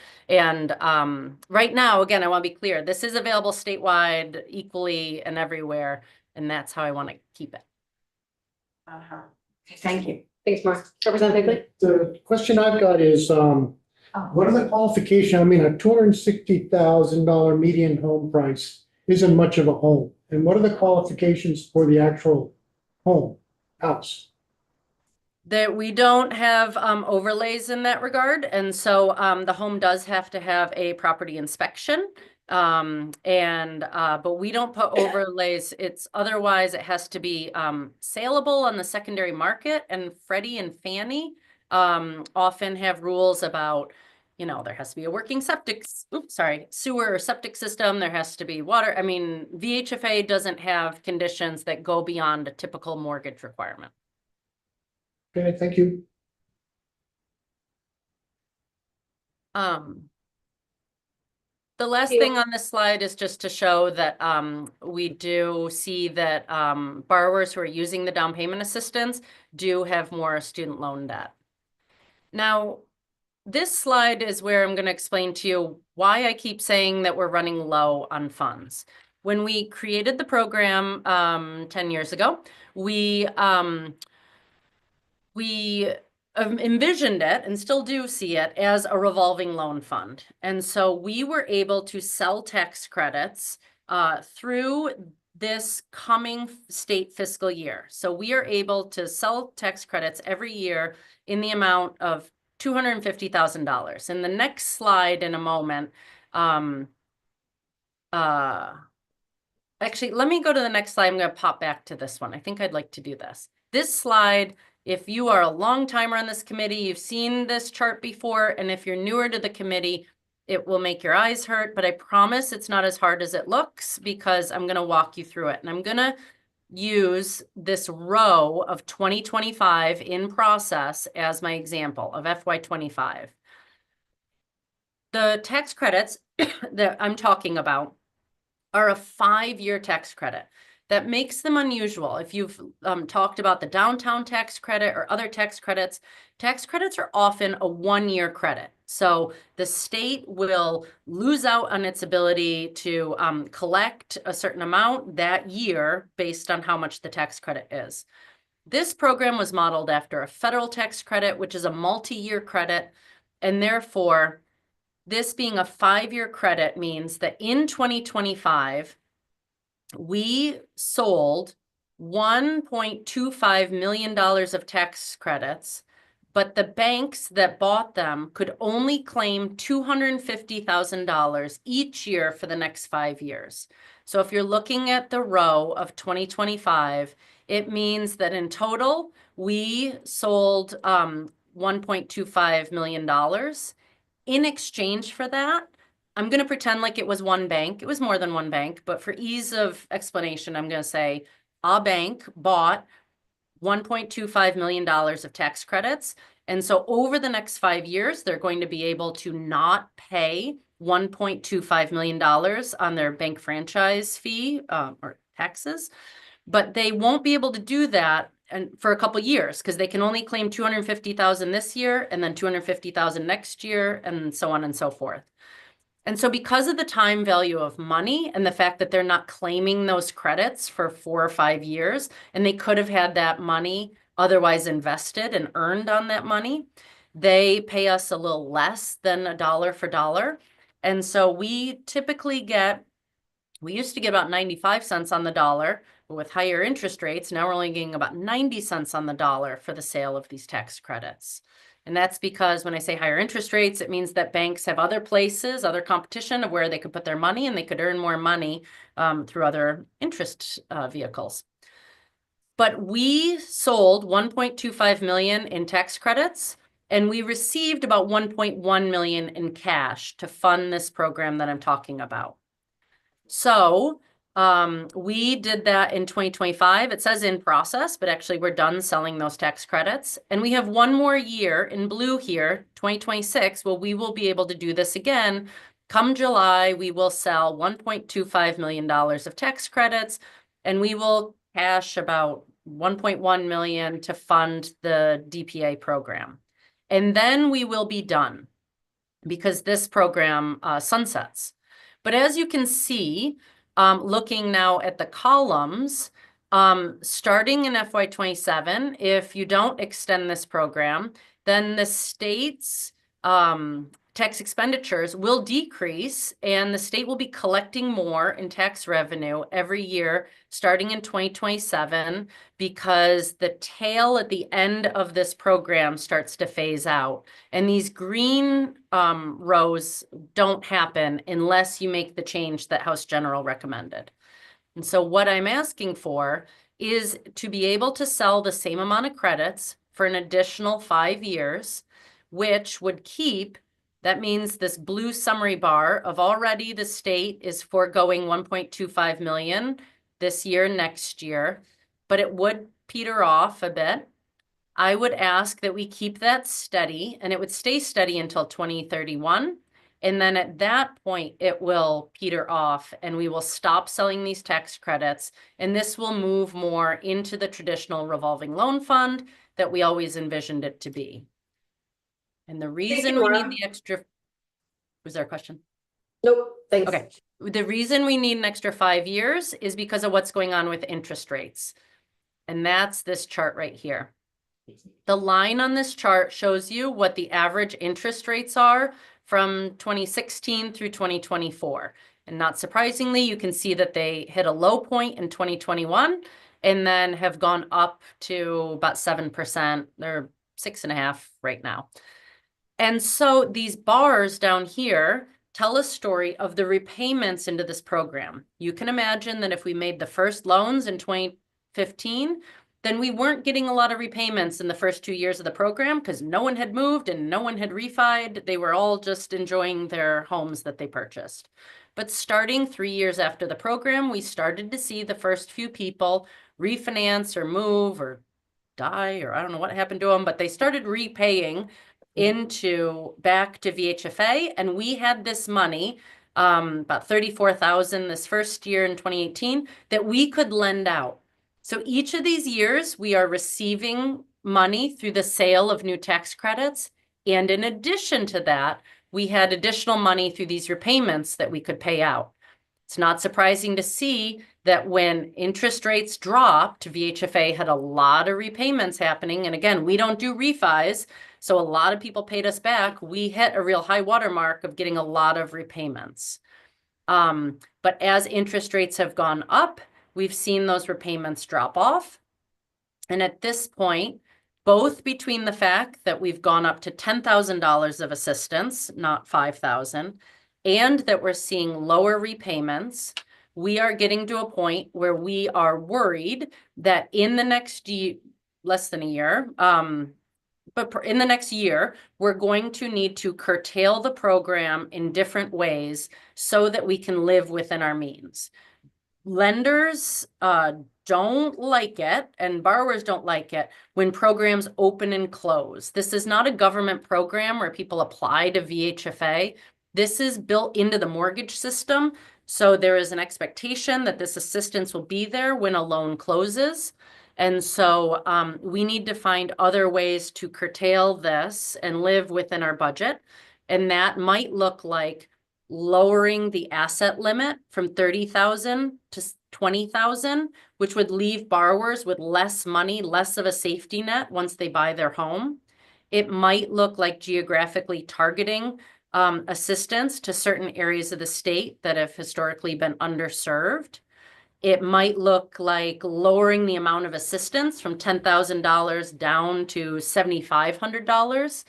I don't know yet how we would exactly curtail this program, but each of these options have real drawbacks that I don't like, and I think is the wrong move at this moment of the housing market situation, which is why I'm here to ask. And the House General Committee supported the idea of allowing us to extend the sale of these tax credits for 5 more years so that we can build up a little more into the revolving loan fund pool and continue to keep the program operating the way it is today.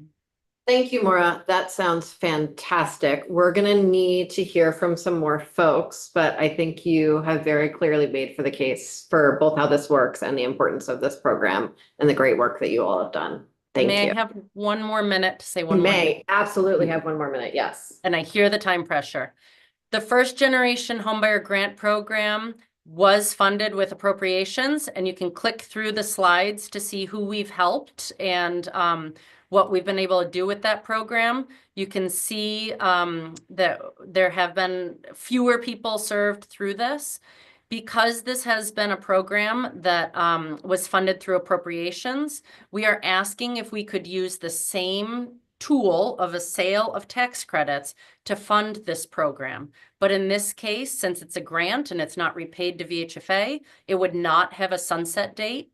And to match the same $1 million that we've been doing for the last 3 years, it would mean that we would need an additional $250,000 of 5-year tax credits, just like I've been explaining, that would go forward. And that too was in the House General Bill that received that committee's support.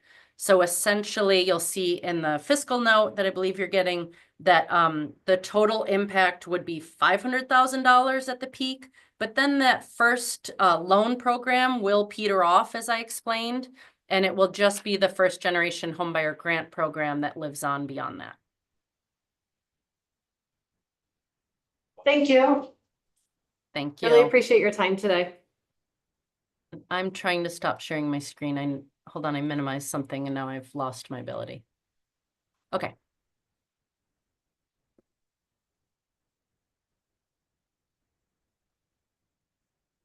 We see you again. I know. Hi. Sorry. Thank you. Thanks for joining us. Take care. Yep. Folks, we are going to shift gears to another section of the same bill, or we're going to hear from JFO. Do you have a preference? But if we, okay. Okay.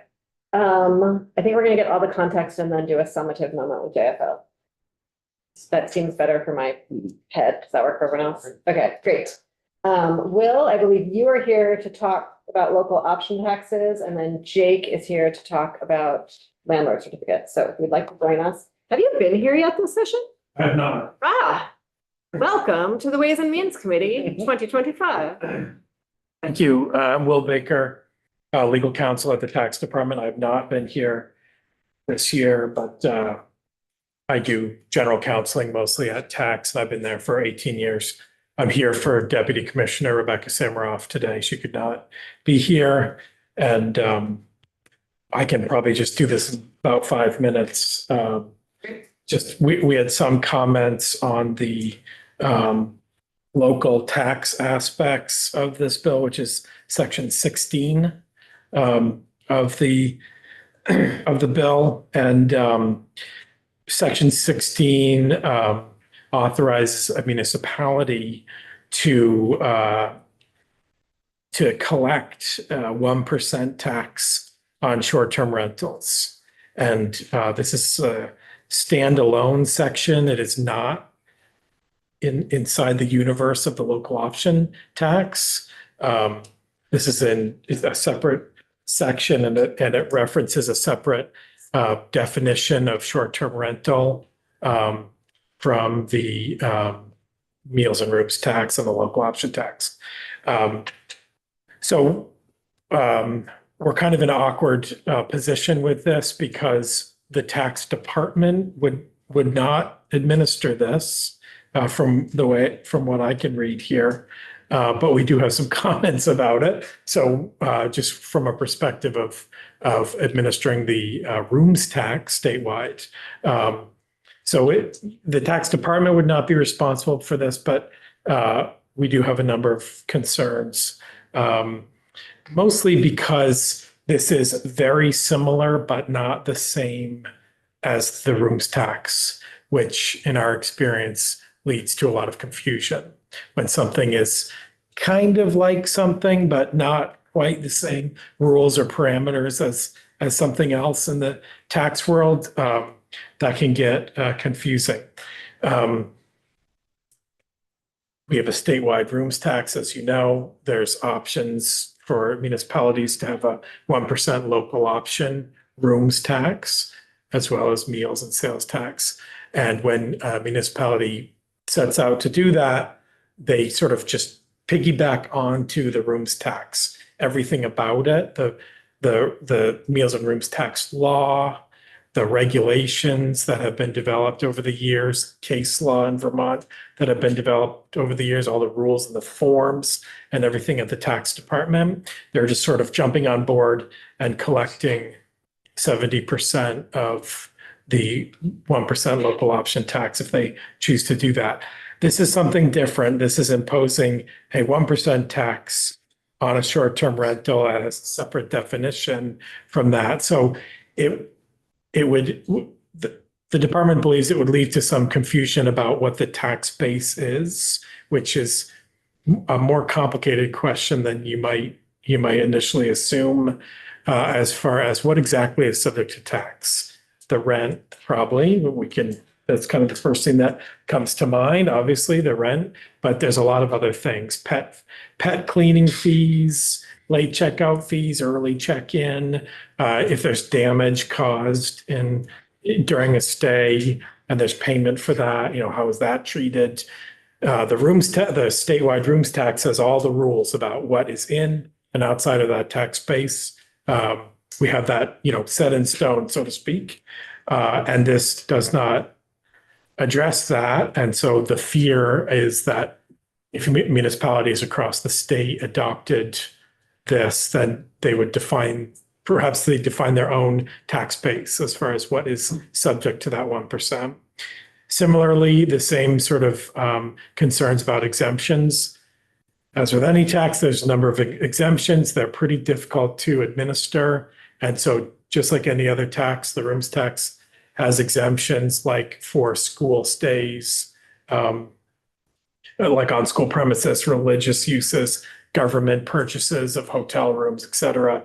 There are all kinds of exemptions to the rooms tax law that aren't present here. And so that the situations in which the statewide rooms tax might apply and this local standalone tax would apply are slightly different, leading to confusion. We also wonder how it would interact with the existing rooms local option tax. So if a town had the existing 1% local option rooms tax and went for this kind of tax on short-term rentals, would that be 2%, 1% for the state local option tax that the municipality gets back and then its own standalone tax? So all these elements we think would cause some confusion, particularly if many municipalities across the state adopted this with patchwork rules about the tax base and exemptions and all that. We already have a local option tax framework in the law, which is Something of an administrative nightmare. yeah, it's a well said. I don't get I'm sure I don't get anywhere near as many complaints and emails about confusion related to it as you do, but I do get a lot of them, and I am aware of how hard the boundaries can be to define and how much confusion that causes for business owners at the local level, as well as for sort of municipalities on the border. That's absolutely right. The geographical locating of addresses in Vermont is not easy, particularly with many towns sharing one post office, one zip code, one town name, et cetera. Rebecca once came and gave us this wild diagram presentation. It was last biennium, but maybe we should have her in again to do it because it was it was an extraordinary presentation. Yeah, and keep in mind, it's not just sort of the local Vermonters or Vermont property owners that have to comply with this. You're talking about anyone who would own housing in Vermont that's offered for a short-term rental, as well as the platforms out there, the online platforms. They would need to know which town has what tax and what the contours of the tax base are and all that. And, this is all not theoretical. We have had similar confusion and similar complaints over the years in very similar situations. For example, Rutland City has a standalone tax. And so when Rutland Town came to adopt a local option tax, there was a lot of confusion about, is this the Rutland City tax or is this the Rutland Town local option tax, and all the confusion that comes along with that. And further, we're aware of the desire for more options at the municipal level, and we are sensitive to that and we appreciate that. But we have seen lately a sort of explosion in interest in a cannabis local option tax only on cannabis, not on everything else that's subject to sales tax. I heard rumors of a gas local option tax.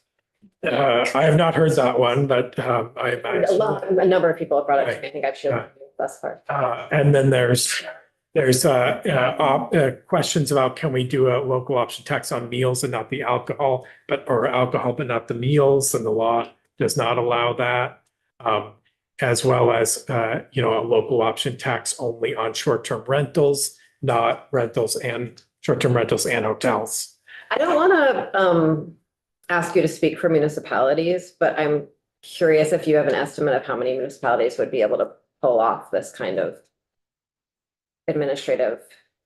I know that you're the person most familiar with the administrative requirements of something like this, and one of my perhaps inappropriate concerns being that I come from a municipality with a lot of capacity, I probably shouldn't always be looking out for the tiny towns, but sort of what tax fairness would look like if a lot of communities wouldn't have the capacity to implement something like this. It is challenging administering a tax, and it all depends on how much effort is put into compliance. Are there audits done? Or is there review? It can be all consuming, I suppose. So I don't know. Certainly a municipality could implement something like this, but it is a challenge. It takes a lot of time, more time than they probably realize. And it's constant communication with their taxpayers and the public and education about that. and then audits and follow-up and non-compliance, and what are you going to do about that? Do you sue them? Do you do an audit? Do you know, all that stuff that, the tax department does every day. It is complicated. And in the bill, as you read it, is there sort of a system for municipalities to get help from you all as they're trying to navigate all those definitions? Well, the benefit of utilizing the existing local option tax framework is that it's done for them. They sign up, they do what they need to do locally, legislatively in the vote. And once they do that and sign up, then the tax department takes care of all of that for them. The forms, outreach, collections, audit, et cetera. So just a question for like Avalara tax is used by many retailers to calculate, many companies to calculate what kind of sales tax liability they have in different municipalities. I'm thinking that Vermont Tax Department already provides some integration with Avalara and other tax platforms like that. Is that safe to assume? Yes, we work closely with them. The strongest effort in that regard is on the sales tax side, not so much the rooms and meals side. Yeah. Because sales tax sellers are everywhere, international. And so from the private sector, there's many companies focus on that and provide those services to their clients. They also, there is that same effort on the rooms tax side, but the industry is much more developed on the sales tax side. Airbnb, VRBO, all the other providers are already integrating with those. Yeah, got it. And I should mention, in some states, the lodging tax is within the sales tax. It's just sales tax that applies to room rentals. So they don't have two different systems. But in Vermont, we have a sales tax, then we have a completely different rooms and meals tax. So there are some slight differences. It's complicated. Any questions for Will? Thank you very much. Really good to see you. Thanks for coming over. Moving to a different section of the bill. Jake, would you like to join us? Thank you.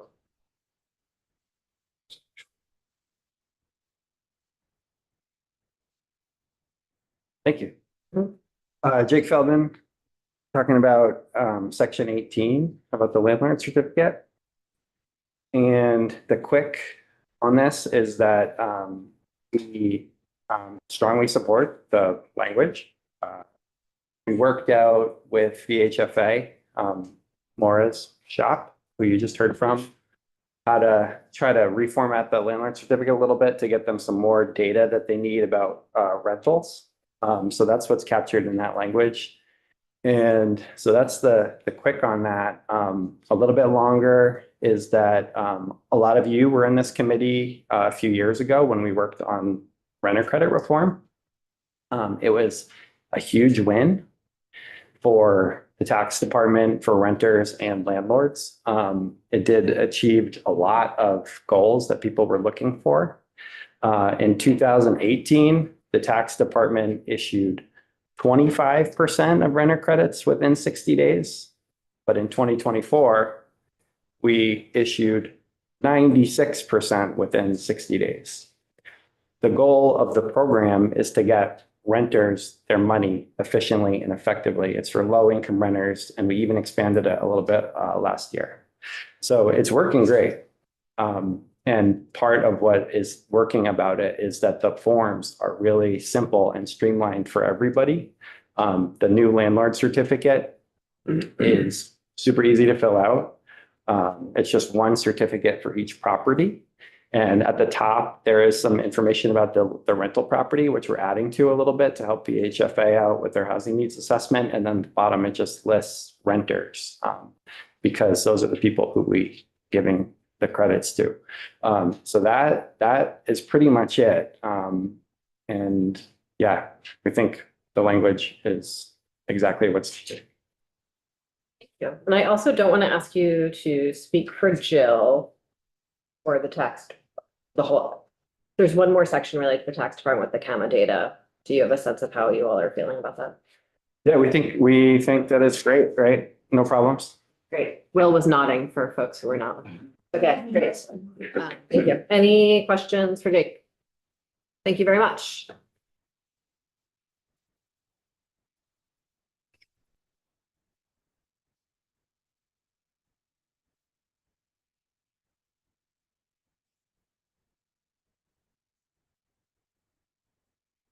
Go to Julie and then it'll be the last word. Okay. Julie? Hi, thanks for joining us.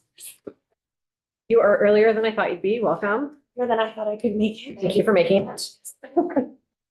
Hello, everyone. For the record, my name is Julie Marks. I'm the founder and executive director of the Vermont Short-Term Rental Alliance. If you don't mind, I want to start with a little bit of an introduction since I don't know all of you on this new committee. I was born and raised in Heinsberg, Vermont. I have educational background in environmental science and a master's in environmental health, and have worked in all sectors, for-profit, nonprofit, government.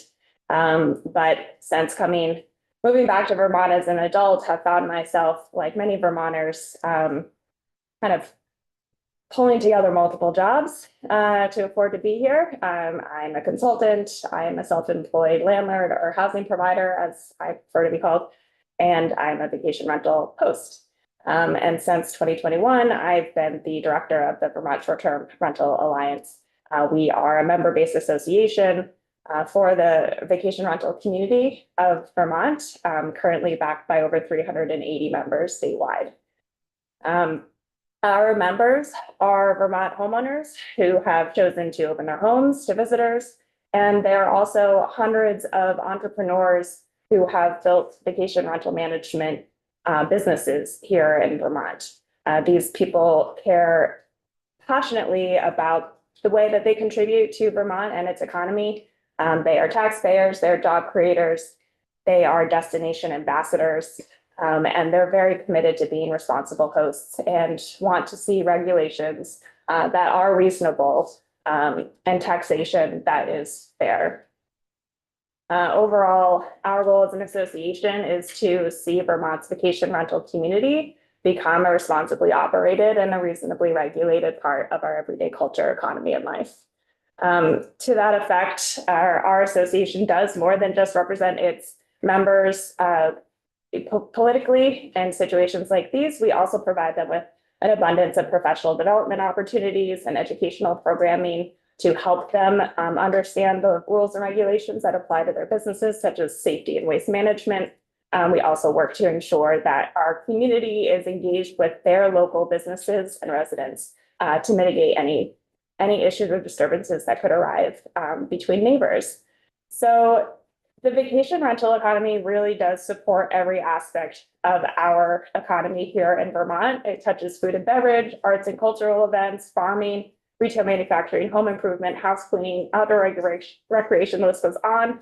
It's estimated that short-term rentals support over 6,000 jobs in Vermont, which is why I'm here. I'm here to testify on the tax section related to short-term rentals, page 30, lines 7 to 16.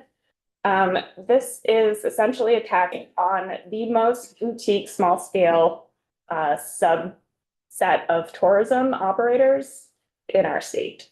It is a tax on farm stay hosts, farmers who need this type of business diversification to help keep their farms running and afloat.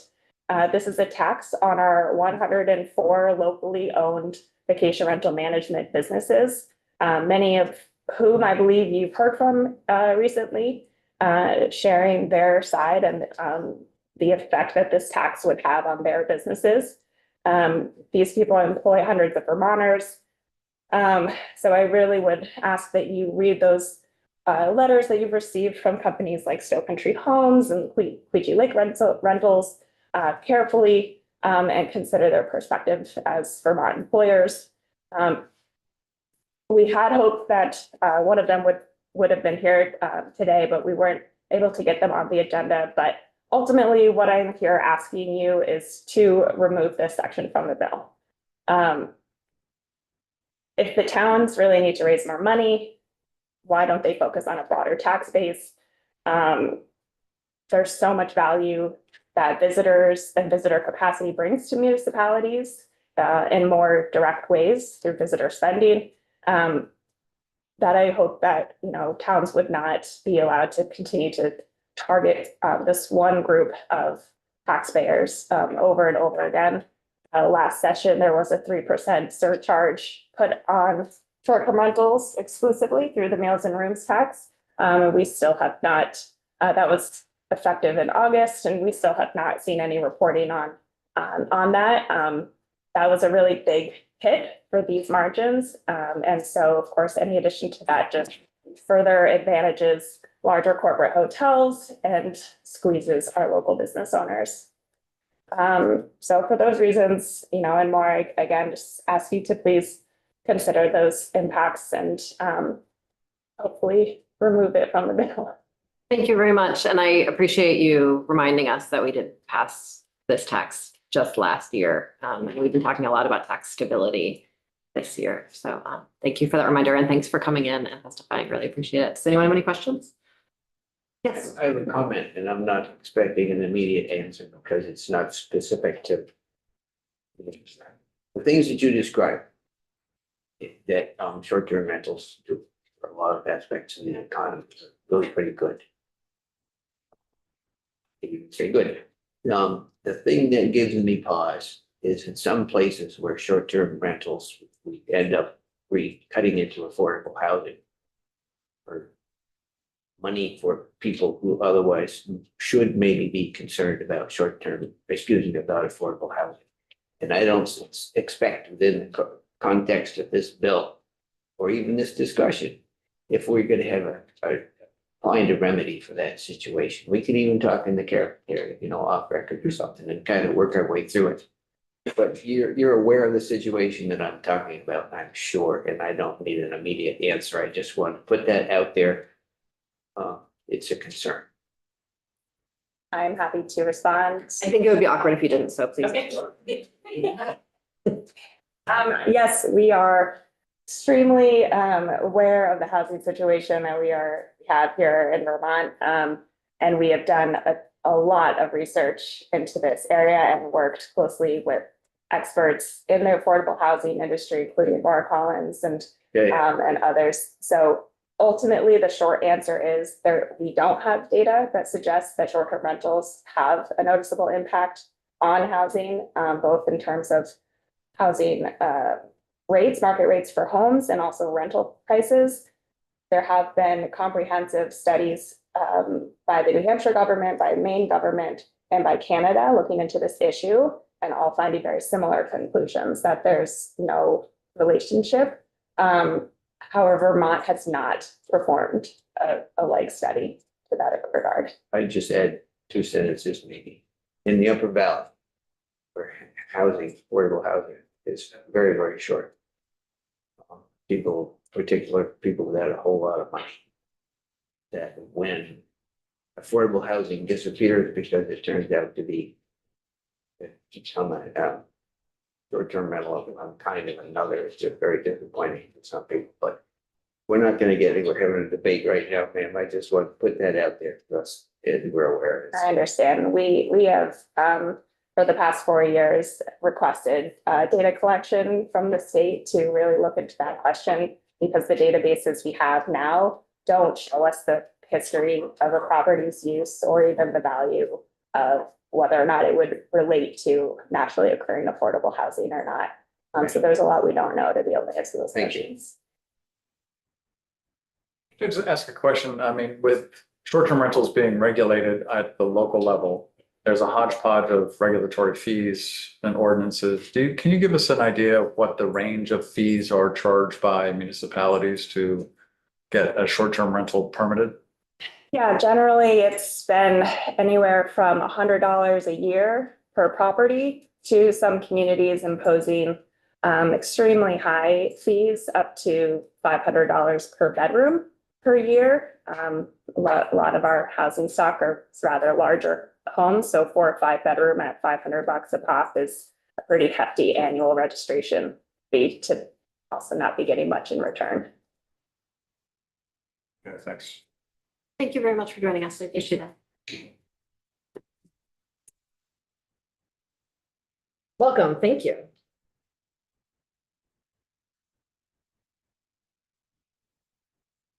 James, is this your first time with us? Yes. Thank you. Welcome to Ways and Means. Thank you, Chair. I can't believe we're this far into the session. For the record, James Duffy, Joint Fiscal Office, here to run through the fiscal note for this bill. Chair Kornheiser, would you like that I share my screen, the fiscal note up behind me? Would that be helpful? Yes, that would be great. Thank you.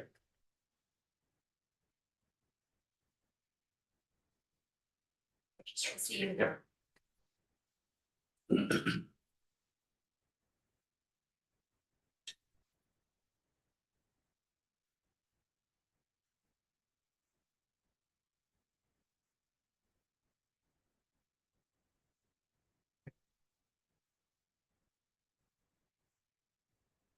H479 funds and modifies a variety of existing programs, creates new ones, and establishes various policy directives that are aimed at increasing the supply, affordability, accessibility of housing in Vermont. This fiscal note summarizes the total fiscal impact of the bill as introduced by House Committee on General Housing. Top line number is that in fiscal year 26, the cost of this bill to the state is just over $71.8 million. And of that, the vast majority is for appropriations for new and existing housing programs, supporting staff positions for those programs, as well as studies for strategic initiatives and innovations in how to increase the supply and affordability of housing in Vermont. The only piece of the fiscal year 26 impact that is not included in that number would be the $250,000 that's proposed to cover cost of affordable housing tax credits under the first generation homebuyer program, which the committee heard the HFA cover earlier in this testimony. Chair Kornheiser, I realize the appropriations of the bill are largely the purview of House appropriations. Would you prefer that I skip right ahead to the tax credits or like a walkthrough of some of the appropriations? I think a quick walkthrough of the appropriations is great, but we don't need to get in the weeds. So for a quick overview of the appropriations that are contained in the bill, I can direct the committee to Table 1. This table summarizes the various recipients of the appropriations contained in that top line number.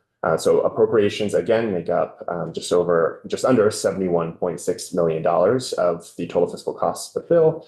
The vast majority of those go to the Department of Housing and Community Development, as well as DHCD, Vermont Housing and Conservation Board. These are largely for for existing programs, which are either being continued or having additional resources directed to them. The one new program that's included under those agency appropriations that I'd highlight for the committee is the Infrastructure Sustainability Fund. This is, as the bill is currently drafted, a $15 million appropriation to Department of Housing and Community Development to be granted to Vermont Bond Bank. Apart from those direct agency appropriations, there are also various appropriations for studies and investigation into other housing provision strategies. This includes, for example, at the top of the table, the Universal Design Study Committee, an appropriation to look into statewide universal standards for accessible housing in residential housing design. And then in addition to those standard appropriations, studies, and there are additional appropriations for one-time awards, meaning grants for appropriations to non-governmental service providers. So this would look like grants to the Vermont State Colleges to expand workforce training initiatives, or grants to various nonprofits across the state who are working on affordable housing provision. Are there any questions on appropriations before I move forward to the tax expenditure component? Great. So the committee heard really great testimony from VHFA going over the affordable housing tax credits, which compose the tax expenditures, which are of primary interest to this committee. So as I mentioned earlier, we're here discussing the fiscal year 26 budget. In fiscal year 26, this provision of the bill would cost the state $250,000 in the form of foregone tax revenue. And you can see that reflected in table 2. So in fiscal year 26, this bill would authorize the first generation home buyer program. So what that means is this bill would establish a permanent continuing authorization for VHFA to issue new first year tax credits every year for the first generation home buyer program. That would be beginning in fiscal year 26. Because the down payment assistance tax credit program was already authorized for fiscal year 26 through previous legislation, there are no additional costs being imposed on the state from that program in fiscal year 26. What this bill does is propose to extend that program, the down payment assistance program, by 5 years, beginning in fiscal year 27. So you'll see in the table all costs related to the down payment assistance tax credits begin in fiscal year 27 and continue for 5 years thereafter, before that tax credit program would either expire or be reauthorized by the legislature. Although that, as you heard in testimony from VHFA, it's VHFA's intent that this would be the final 5-year authorization for that program. In contrast, the first generation homebuyer program, as proposed in this bill, as introduced in this bill, would be a standing recurring authorization indefinitely until the legislature acted otherwise. So you'll see, based on the structure of these programs, the costs of these two tax credits increase by $250,000 each year over year as new first year credits are issued. And so that's why in table 2 behind me, you can see the cost of the program increasing up to $2.5 million in fiscal year 31. At that point, you would see costs decline for these two programs for an additional 5 years. As those down payment assistance program tax credits expire and are taken out of circulation, you would see costs go down and would remain stable from the first generation homebuyer program. So the first generation homebuyer program maxes out at a total cost of $1.25 million in any given year. And you'll see up until fiscal year 2037, the down payment assistance program decreasing by $250,000. Tax credits are taken out of circulation and eventually expire. So, so I understand it. So this money is money that the state is giving to these new home buyers and not expecting to get that money back when the property is sold. Just gives it to those people and they invest it in the property and in their sale, and that's it. End of story. For both of these tax credit programs, these are by VHFA. Largely, in my understanding, to lenders, although I would have to defer to VHFA on the specifics of that.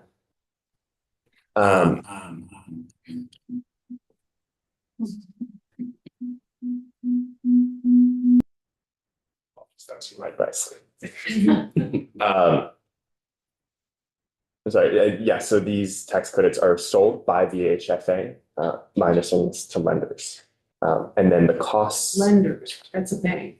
So they're selling them to the banks. And it's for that reason that the primary cost of these tax credits is in the form of foregone, I'll get the name slightly wrong, it's here in the fiscal note, bank premiums tax, I believe let me do a quick note to the fiscal note, but thank you. Bank franchise tax. So it's for that reason that, this cost to the state is really in the form of foregone bank franchise tax revenue.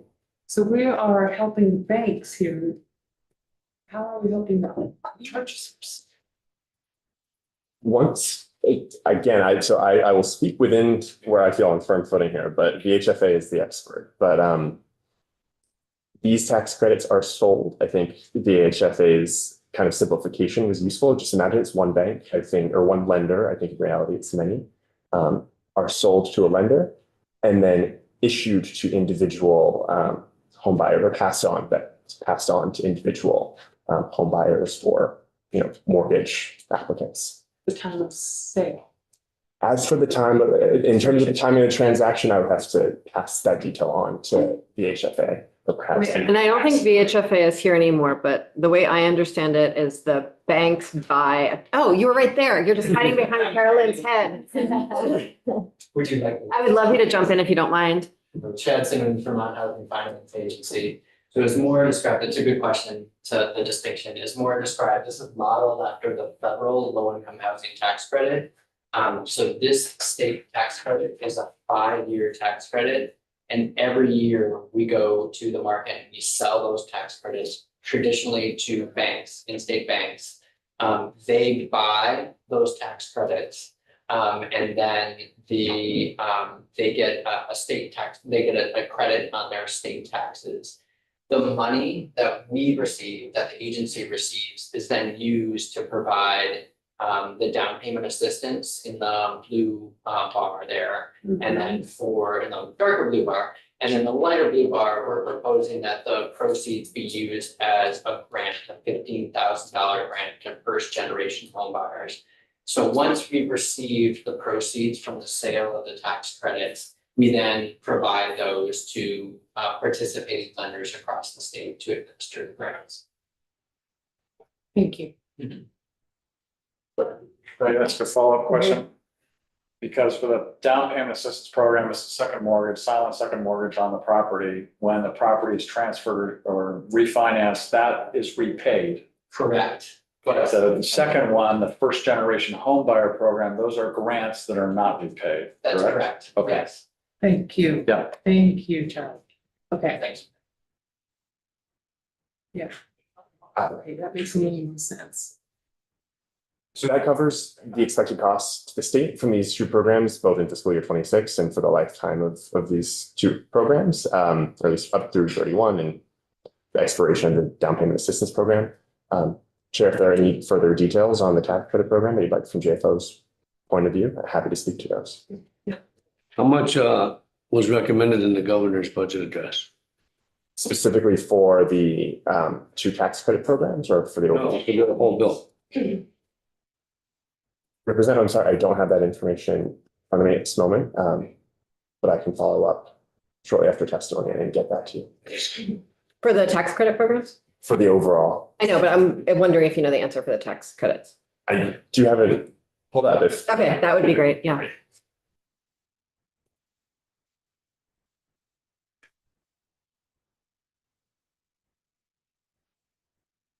I apologize, the budget letter to House of Reps does not speak to the tax credit program, so I'll just follow up with members immediately after testimony. Thank you, I really appreciate that. Thanks for joining us. Thank you.